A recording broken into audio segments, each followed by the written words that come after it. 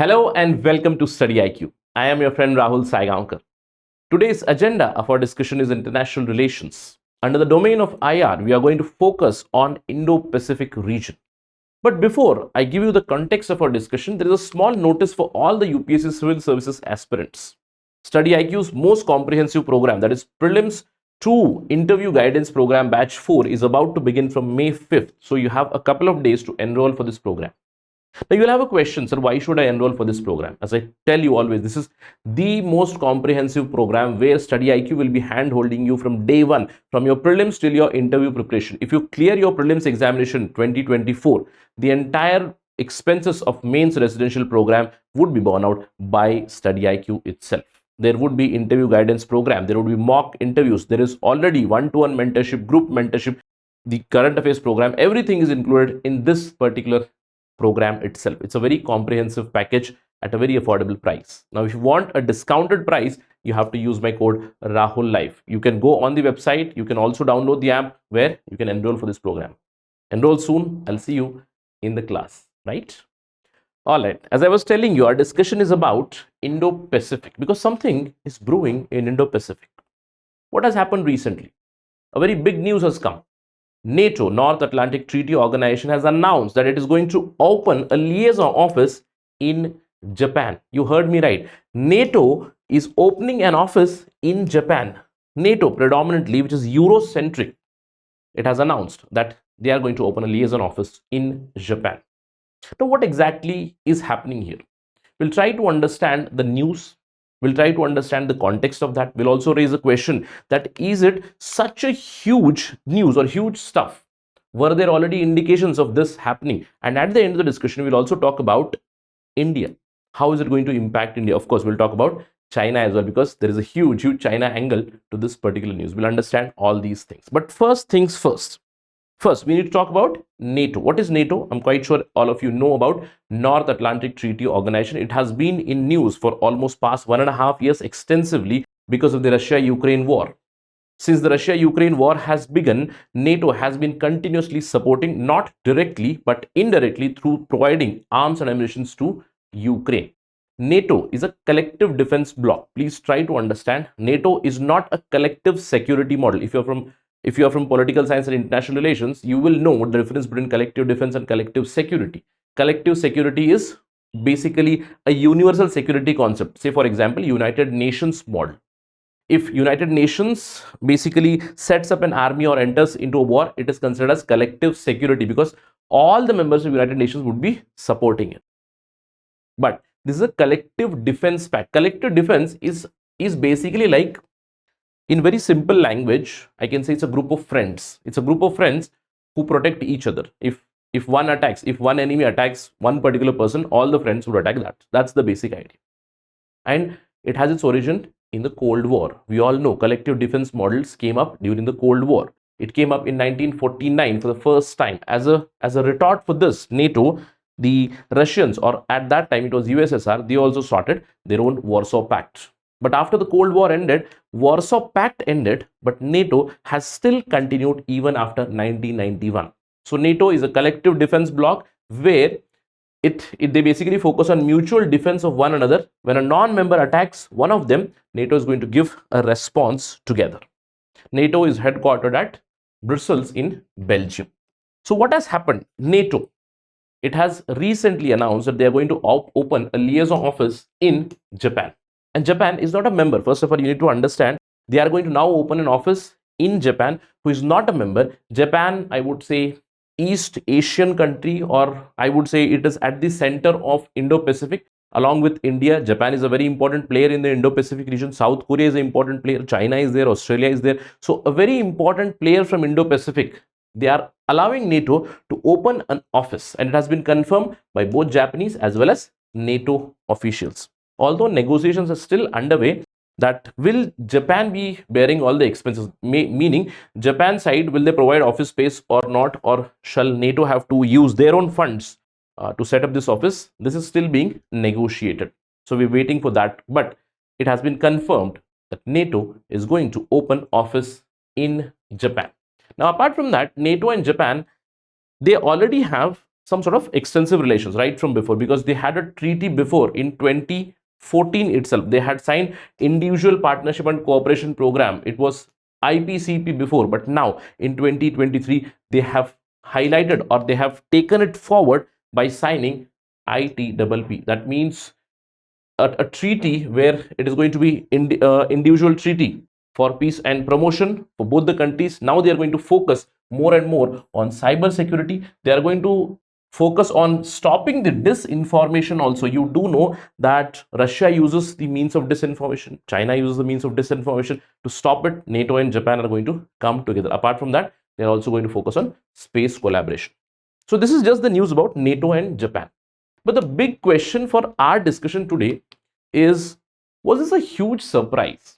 Is it just the first NATO office that has come up somewhere else, right? See, first of all, I would say it was not a very big surprise at all, because there are indications right from 2017 that not just NATO but the entire Western Bloc is looking towards Indo-Pacific. That is why many foreign policy analysts, they clearly highlight that the 21st century, or in the 21st century, the epicenter or the cynosure of global politics is going to be Indo-Pacific. And this is again a testimony of that the Western Bloc or the NATO, a collective defense group, coming towards Indo-Pacific, setting up their own office here in Japan. So it was not a very big surprise. In fact, NATO has its own offices elsewhere. I would say this is not exactly first one in Asia. We can say this is a kind of a second one, but first in Indo-Pacific region, first in East Asian region, because they already have an office in Kuwait. All right. But apart from that, NATO has many offices. One of the prominent offices in New York only, that is at United Nations. They also have an office in Vienna. Austria is not a member. You know, Austria is a neutral state. Apart from that, they have offices in Georgia, Ukraine, Bosnia, Herzegovina, and Moldova. So NATO opening liaison offices at different places, it is very fine. But why this is very important? Because for the first time, they have set up an office in the Indo-Pacific region or the East Asian region, where China is also a major player. It also gives an indication to China. Why? Because we all know from the past couple of years, China has been very assertive. I wouldn't say couple of years, but almost for a decade now, more than a decade, they have been quite assertive. But their actions have been quite aggressive and assertive in the Asian region. They have boundary disputes with many places. They have boundary disputes with Japan. They have boundary disputes with entire ASEAN countries, I would say, maritime disputes. They have dispute with India. They have dispute with many other countries. We know that. And that is why China has become one of the main aggressor part. And NATO has already acknowledged this. As I told you, it is not a huge surprise. Why? Because last year, one of the prominent summits happened of NATO in Madrid in 2022. It was a very reformative summit. Why? Because it was not just the NATO members. We all know there were 30 members before. 31st member has joined very recently, that is Finland. So there are 31 members now. But apart from those 30 members, last year, Finland would be attending this year. And this year's summit is going to take place in Vilnius, right, in Lithuania. We'll be keeping an eye on that. Probably in June, July, NATO summit is going to take place. But in the previous summit in 2022, the other Indo-Pacific partners were invited. Remember, India did not attend this. India was not a party to it. But many other Indo-Pacific partners were already there. For example, there was the Australian Prime Minister Anthony Albanese was there, Japanese Prime Minister Fumio Kishida was there. The counterparts from New Zealand and South Korea were also invited. So they attended the NATO summit. But something very interesting thing happened. This clearly showed that NATO is looking towards Indo-Pacific. But another interesting aspect took place in 2022 summit. If you look at the summit closely, what happened? See, almost 10-12 years back in 2010, NATO had released a strategic concept paper regarding their own security, because it's a collective defense bloc. What do they talk about? Who are the threat to us? How are we going to counter those threats? So in 2010, when they released a paper, according to them, their prime threat or prime enemy, I can say, to put it in colloquial language, it was Russia. Because in the document, Russia was mentioned 13 times, but there was no mention of China in 2010. So for instance, last decade, China was not on the radar of NATO. For them, the main threat to European security was Russia. It is quite understandable, right?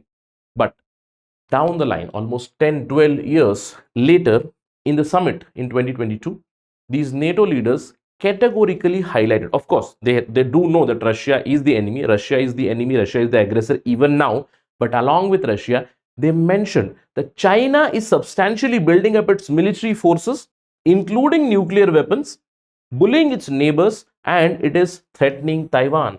They are building critical infrastructure in many allied countries. So, monitoring and controlling China is extremely important. So, they also highlighted that China is advancing their own technology. China is also spreading Russian lies and Russian disinformation. That is why you must have seen that in this year's agreement, disinformation is also one of the parameters for them for cooperation. So it did not come as a huge surprise that they were looking already towards Indo-Pacific, but a big news is that they have opened, or they are going to open now, a liaison office in Tokyo in Japan. That means NATO is now already in Indo-Pacific. What does this mean exactly? What does this mean? This means now the focus of NATO has seen some new dimensions. Of course, earlier it was Russia. That means countering Russia. Russia was considered one of the biggest threat for European security. Even now, Russia is a threat because the war is still going on. So their primary foe still remains Russia only. But now they also talk about countering Chinese threat all over, not exactly in Europe, but all over. They've also highlighted that we are looking towards Indo-Pacific, and now an office is being opened in Japan. Apart from that, NATO is also looking to enhance its own security by adding more and more members. You do know that many people have already applied for NATO membership. For example, Georgia's membership is still pending. Sweden's membership is still pending. Recently, Finland. Last year, Finland had applied and Finland has already joined NATO. So a new member, Finland, has already come into NATO. These people are going to join very, very soon. So expansion is the agenda. Focus on Indo-Pacific is now the new agenda, along with countering the Chinese threat. Now the question is China aware of this? Of course, China is aware of this. China has already said that we are keeping a high vigilance over NATO moves, especially in the Southeast Asian region or Indo-Pacific region and the East Asian region. So overall, I can say Indo-Pacific region basically. So they are keeping an eye on this. They are looking at what NATO is doing. China is already on high alert. Although no response has come as of now of NATO opening an office in Japan. But leave China. We have a question. Sir, what about India? What about us? Is it going to impact us, or is India next in line to cooperate with NATO? Is India going to allow NATO to open its own office in India? These are some of the questions that are already in front of us. And to get answer to this, we know that now the office is open in Japan. Japan is a very close ally of India, and the envoys who were already there from the Japanese side, it was Taxo. From European Union side, or I can say NATO side, it was Jens Stoltenberg, right? They clearly said that the liaison office which is going to be open in Japan, they are going to reach out to other important actors in the region, and they categorically mentioned India and other ASEAN countries. So what we are looking at is closer collaboration between NATO and Japanese office collaborating with India and with other ASEAN countries. So indirectly, some sort of a better collaboration with NATO is on cards in future. So let's wait and watch. In fact, they clearly mentioned that from now on, NATO's focus towards Indo-Pacific is going to be through the prism of Japanese, not prism of Japanese. So let's wait and watch what exactly is going to happen here. For India, it's a good news, because India has always been a balancer. India always follows the policy of non-alignment. I would say non-alignment would be rather inappropriate word, but right now it would be multi-alignment. And India is very fine. If NATO is going to open an office in Japan, keeping an eye on China is one of the intentions of that. India would be very happy with that, because we are also looking to counter the Chinese and their influence in Indo-Pacific region. Let's wait and watch how things unfold in future. Will there be an invitation to India for this, or will another office of NATO be offered up in India? Let's wait and watch. If there is any news on this, if there is any development on this particular thing, we will discuss that again on Study IQ for sure. But I hope that you have already understood what exactly is the importance of this. And Indo-Pacific region, whenever there is a news on Indo-Pacific region, do focus on that, because Indo-Pacific is going to be the cynosure of global politics moving forward. That's it in this particular discussion. If you have liked this discussion, you can always follow me on this particular ID at the rate Rahul Sai 222. If you have any queries, any suggestions, any feedback, you can always reach out to me on IG. I do respond on Saturdays and Sundays. Thank you for watching this video. Jai Hind.